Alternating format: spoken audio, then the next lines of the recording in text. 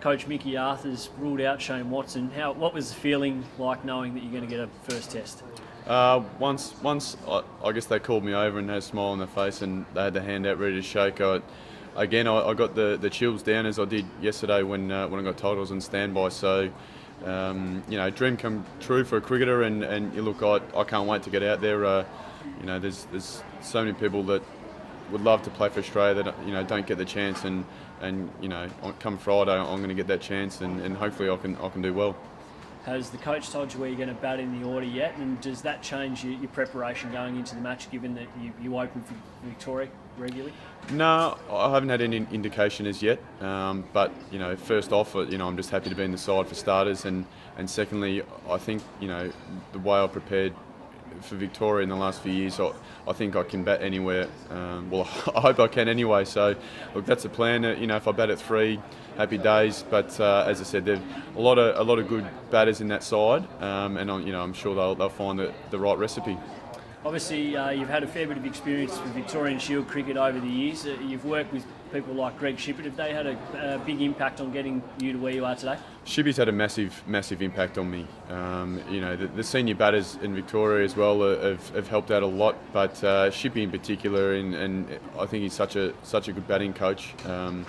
Not only just technique, but awareness, the mental side of the game, different ways to approach the game, and particular stages of a game. So he's been a really, really big influence, and hopefully can do for another few years yet. Growing up as a kid, any particular standout players that you just wanted to be when you grew up? Yeah, I always admired Alan Border. I thought he was a beauty. Obviously, everyone knows his background. He did such a good job as captain for Australia to make them a lot more successful than what they were, and then piled on the runs, 10, 11,000 runs. So much admiration for him, and I guess what I do is I keep a close eye on a lot of left-handed batters internationally, and Hayden and Langer when they opened, and even I really like watching Kumar Sangakkara bat. I reckon he's a real graceful batter, and gets the job done.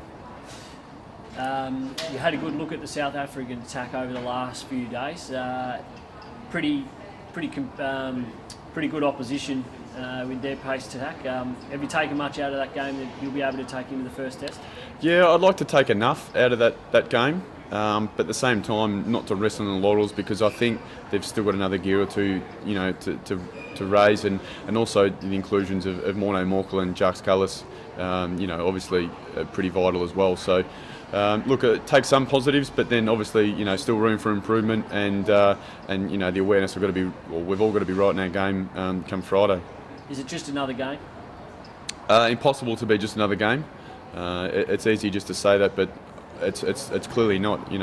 It's my first Test match. It's the first Test match of this series, such an important series, and the two sides are pretty evenly stacked, I reckon. And I'm hoping for a ripping Test match, and I'm hoping for a great series and one that we win.